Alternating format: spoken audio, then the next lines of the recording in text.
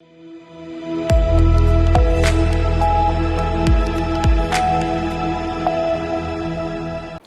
आप देख रहे हैं सी न्यूज़ 12। तो मैं हूं ऋषभ सक्सेना। वक्त हो चला है उत्तर प्रदेश बुलेटिन का। उत्तर प्रदेश बुलेटिन में हम बात करेंगे बिजनौर की, जहां खो नदी में नहाने गए एक किशोर की डूबने से मौत हो गई। आगे बात करेंगे फर्रुखाबाद की, जहां दिव्यांग महिला आवास के लिए दर 2 साल की बच्ची के साथ भटक रही है। ऐसी तमाम खबरों की विस्तार से चर्चा करेंगे इस बुलेटिन में।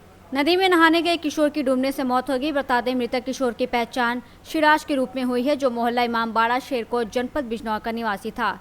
शिराज 2 बहनों का इकलौता भाई था और इसी वर्ष उसने हाई स्कूल की परीक्षा उत्तीर्ण की थी। बताया जाता है कि मंगलवार को दोपहर अपने दोस्तों के साथ वो बिना बताए खो नदी पर नहाने चला गया था। जब वो घर नहीं लौटा तो उसके पिता उसे ढूंढने निकले। तभी उन्हें शिराज के खो नदी में डूबने की सूचना मिली। सूचना मिलते ही परिजनों में कोहराम मच गया। वहीं नदी पर मौजूद कुछ लोगों ने शिराज को डूबते देखा तो उसे बचाने के लिए नदी में कूद गए और किसी तरह उसे बाहर निकाला। परिजन शिराज को तुरंत धामपुर ले गए, जहां डॉक्टरों ने उसे मृत घोषित कर दिया। बिजनौर से सलीम हाशमी के साथ फैजान अहमद की रिपोर्ट। फर्रुखाबाद में दिव्यांग महिला आवास के लिए दर 2 साल की बच्ची के साथ भटक रही है। सचिव को 20,000 रुपए मांगने पर नहीं दिए थे, इसलिए आवास की पात्रता सूची में नाम अंकित नहीं किया गया। सूची में पुनः नाम अंकित कराए जाने के संबंध में जिलाधिकारी से गुहार लगाई है। उन्होंने जांच कर कार्रवाई करने का आश्वासन दिया है। विकासखंड नवाबगंज क्षेत्र के ग्राम जोनी निवासी दिव्यांग रचना पति सत्येंद्र ने मंगलवार को कलेक्ट्रेट पहुंचकर डीएम आशुतोष कुमार द्विवेदी को ज्ञापन दिया है, जिसमें कहा है कि आवास की सूची में नाम आने के बाद भी ग्राम पंचायत सचिव ने नाम काट दिया। पीड़ित महिला ने कहा कि ग्राम सचिव ब्रजेश यादव ने 20,000 रुपए की मांग की थी, जो नहीं दिए थे। महिला ने 20,000 रुपए देने में असमर्थता जताई थी, फिर भी महिला ने ग्राम सचिव को ब्याज पर रुपए लेकर दिए 10,000 रुपए। पीड़ित महिला ने कहा कि ग्राम सचिव को 20,000 रुपए नहीं दिए थे, इसलिए झूठी रिपोर्ट लगाकर शासन को भेजने का आरोप लगाया है। उसने बताया कि उसका पति बाहर 300 रुपए पर मजदूरी करता है। दिव्यांग महिला रचना ने जिलाधिकारी को शिकायती पत्र सौंपकर आवास दिलाए जाने की मांग की है। क्या मामला है, किस मामले लेके आज सर मेरे 3 साल हो गए कॉलोनी की। अब ऑनलाइन कराया था, मेरा नाम भी लिस्ट में आ गया था, विकलांग की उससे आई थी। और सर फिर भी सचिव ने और वीडियो सर ने बार बार कह के कि ससुर का पक्का मकान बना है, इसलिए मेरी कटवा दी जाती है। तो वो पक्का मकान कैसे दिखा देते, आपका कहाँ कैसे बना हुआ है? मेरा सर एक टीन पड़ी है, 2 इधर उधर कच्ची ईंट वाली दीवार है, उसी में लकड़ी की वो लगी हुई है। इसमें आपने 2,000 रुपये की बात कही है, 2,000 रुपये किसने मांगने की बात? सर सचिव सर ने और प्रधान ने बोला था कि बिना लेन देन के ऐसे कुछ नहीं होता है। जब आता है तो मतलब बिना पैसे के कोई काम नहीं होता आजकल। तो पैसे दिए गए थे आपके द्वारा? जी सर, हमने पैसे 10,000 दिए थे सर। किसको? फिर हम उनको प्रधान को सचिव सर को दिए थे। फिर भी उसके बाद कहीं गए थे साइट बंद चल रही है। कहाँ गए प्रधान? ग्राम जोना के। क्या नाम है? के बबलू कटेरिया। बबलू कटेरिया। अच्छा। और ये सचिव सर ब्रजेश यादव ब्लॉक नवाबगंज के। तो ये पैसे किसको दिए थे आपने? पैसे सचिव सर को दिए थे। इन दोनों लोगों ने ही सर पैसे मतलब।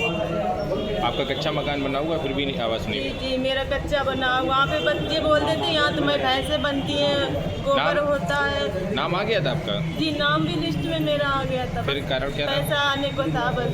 फिर बोलते पता नहीं हमने नहीं कटवाई है, पता नहीं कैसे कटा है, हमको नहीं कुछ पता, ऐसे बोल देते हैं। और जब भी कहीं शिकायत करते हैं तो उनके पास कॉल पहुंचती है, तो फिर मेरे पास वो फ़ोन करते हैं कि अरे परेशान ना हो, हम संशोधन करवा देंगे। 3 साल हो गए सर, कोई भी वो नहीं हो रहा, हम अकेले ऐसे भटकते घूम रहे सर। आपने एक बात इसमें कही, अगर कुछ होता है तो उसमें जिम्मेदार सचिव और ये होंगे, क्या आपको क्या वहाँ पे भय रह के दिखा सर, आंधी पानी आता तो अगर दीवार कच्ची गिर जाए, ईंट गिर जाए, लेकिन अगर मेरी बच्ची को कुछ हो जाए, हमको हो जाए, तो इसका जिम्मेदार कौन होगा सर? इसलिए सर हम किराए पे 800 का कमरा लेके 3री मंजिल पे धूप में रहते हैं सर। इस टाइम पे इतनी गर्मी लगती है, उसकी भी जांच हम करवाने के लिए तैयार। आप बता रही हैं नाम लिस्ट से काट दिया गया है? जी लिस्ट से मेरा नाम कटवा दिया गया। तो आपने जिला अधिकारी से मुलाकात की? 3 बार 4थी बार आज हमने इनको वो एप्लीकेशन दी है। तो आज आपकी मुलाकात हुई, क्या आश्वासन मिला है आपको? आज भी सर कह रहे हैं कि हम दोबारा से जाँच फिर से डलवाएंगे। कई बार भी ऐसे ही बोल चुके हैं सर। फर्रुखाबाद से सी न्यूज़ संवाददाता आदेश की रिपोर्ट। खबर झांसी से है, जहां बता दें पूंछ कस्बा स्थित अंग्रेजी और बियर की दुकान पर पिछले साल की शराब को धड़ल्ले से बेचा जा रहा था, जिसकी खबर आबकारी विभाग के अधिकारियों को लगी और आबकारी विभाग के अधिकारियों की एक टीम ने उक्त दुकान पर छापा मारकर अवैध अंग्रेजी शराब को जब्त कर लिया और कार्रवाई करते हुए अंग्रेजी और बियर की कंपोजिट दुकान को सीज कर दिया। शराब की कालाबाजारी कर रहे 3 लोगों को आबकारी विभाग द्वारा गिरफ्तार कर थाना पूंछ में पुराने बैच की शराब सहित पुलिस को सौंप दिया गया है। ज्ञात हो कि पूंछ स्थित अंग्रेजी और बियर की कंपोजिट दुकान पर ओवर रेट पर भी शराब की बिक्री की जा रही थी और शासन के द्वारा निर्धारित समय सीमा को लांघते हुए भी कर्मचारी सुबह से ही देर रात तक शराब की बिक्री कर रहे थे। आबकारी विभाग के अधिकारियों द्वारा बताया गया कि मेडिकल कॉलेज झांसी पर स्थित एक शराब की दुकान की पिछले साल की अंग्रेजी शराब को धड़ल्ले से बेचा जा रहा था, जिसमें अंग्रेजी शराब की कई पेटियों के साथ 3 लोगों को गिरफ्तार किया गया। खबर लिखे जाने तक पकड़े गए व्यक्तियों पर मुकदमा दर्ज नहीं हुआ है। सर, ये अंग्रेजी शराब की दुकान पूंछ में सीज की है, क्या है पूरा मामला?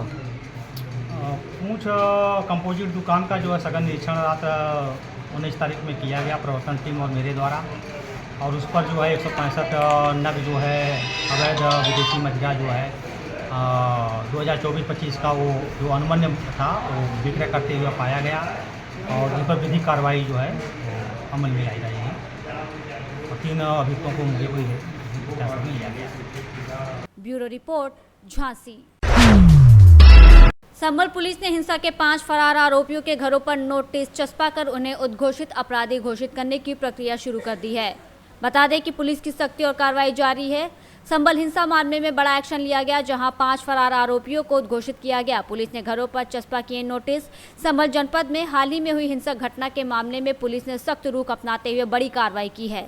हिंसा में शामिल 5 प्रमुख आरोपियों को लंबे समय से फरार रहने के चलते अब उद्घोषित अपराधी प्रोक्लेम्ड ऑफेंडर घोषित करने की प्रक्रिया शुरू कर दी गई है। इस संबंध में पुलिस द्वारा आरोपियों के घरों पर न्यायालय द्वारा जारी नोटिस चस्पा किए गए हैं। ये नोटिस सीआरपीसी की धारा 82 के अंतर्गत लगाए गए हैं, जिसमें आरोपियों को चेतावनी दी जाती है कि यदि वो निर्धारित समय सीमा के भीतर न्यायालय के समक्ष मौजूद नहीं होते हैं तो उनकी संपत्तियों को कुर्क किया जा सकता है और अन्य कठोर कानूनी कार्रवाई की जाएगी। संभल पुलिस अधीक्षक के नेतृत्व में गठित विशेष टीमों ने इन फरार आरोपियों की तलाश के लिए कई स्थानों पर दबिश दी, लेकिन जब वो नहीं मिले तो उनके खिलाफ उद्घोषणा की कार्रवाई की गई। संभल से सी न्यूज़ संवाददाता राहुल पाठक की रिपोर्ट। फिलहाल के लिए बुलेटिन में इतना ही। देश और दुनिया की तमाम खबरों के लिए आप देखते रहिए सी न्यूज़ भारत।